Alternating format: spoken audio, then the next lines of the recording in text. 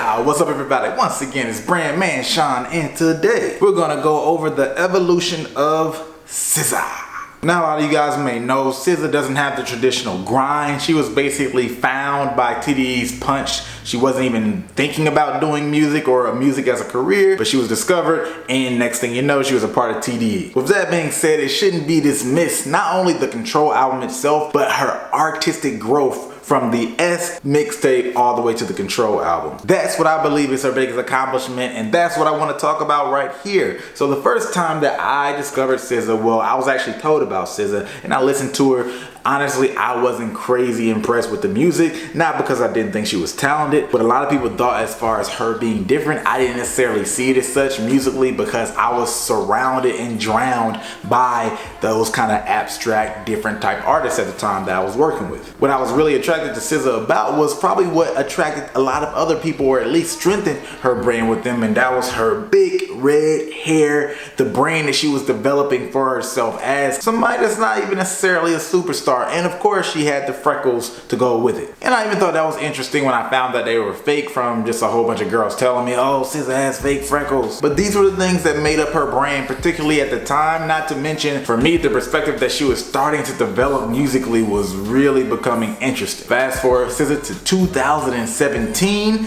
and I saw this interview before the Control album dropped. But I didn't know how to conjoin the two or like merge me into the way that I process music. So me singing in falsetto and whispering and being hella metaphorical and dealing with reverb, like I don't have any introduction to music. So now learning about songs and like when you turn down all the reverb and all the plugins and all the stacks and all these things, like you're left just with your voice and your thoughts, and then now you kind of have to say something. You don't have to say anything, but you have to mean it. After watching this interview, I went to her Instagram page and took a screenshot because I knew she was about to get a lot more followers after this Control album dropped. And I knew I was eventually going to want to do a video about it. But how did you know she was going to get a lot more followers? Well, of course you had drop a project and you hope to get more followers anyway because you're going to put a push behind it. But even bigger than that, it was clear from listening to that Breakfast Club interview that she had come a long way artistically, and I knew that she was going to be able to really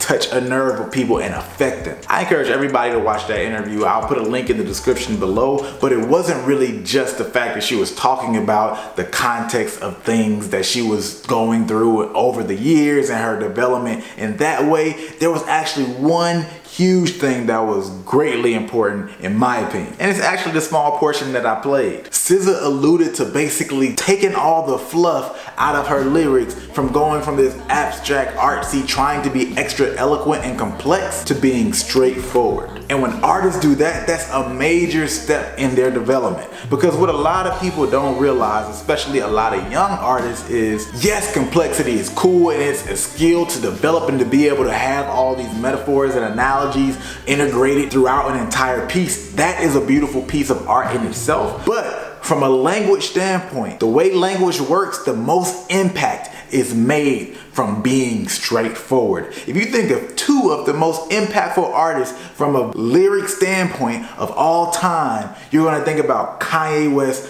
and Tupac Shakur. Neither one of them were hyper lyrical, super technical rappers or anything like that. They didn't get crazy complex with their analogies or metaphors. They were straightforward in the things that they said, and because of that, and the fact that they said it with passion and they were saying something that was just so real, it struck a huge chord with the listeners. When Kanye West said something like, "We're all self-conscious, I'm just the first to admit it," that line is super simple. When Tupac said, "I'm not a killer, but don't push me, revenge is like the sweetest joy next to getting pussy," that line is straightforward, but it's impactful. Even when you think about Martin Luther King, "I had a dream" speech, he didn't say, "I had a dream that these mocha complected skin." No, he didn't say all that. He simply said that I have a dream that right there in Alabama, one day little black boys and little black girls will be able to join hands with little white girls and little white boys as sisters and brothers. A lot of words in that case, but simple at the same time. I want to move on to mention a couple of other things, but it's really important important for artists to realize that it's not necessarily about how many things you can say in however many weird ways you want to say it. Again, it's a great thing, but even when you think about language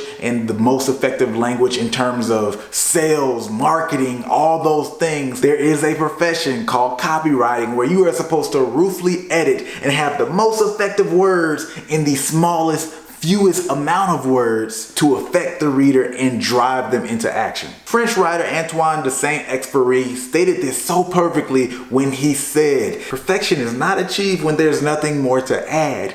Perfection is achieved when there's nothing left to take away." So when I heard SZA allude to taking away some complexity and being more straightforward in her delivery, I knew that she had been through some growth where you could listen to this project and be moved by it more than the projects that she had done before. And on top of that, you can see that additional growth, or at least evolution and rebranding in her visual. She's now going with the black hair. It's still the big hair though, so she still has that symbol. And now is she not only not using the freckles as much, but she's now using something that's God given to her to create her brand and her legs. There was no way you could tell she had the legs that she has back then, but now there's definitely a centerpiece for her brand, and rightly so. So it really seems like overall SZA's not only become more comfortable with herself, but more comfortable with herself as an artist, and us as consumers, we get the great benefit of that. That's it.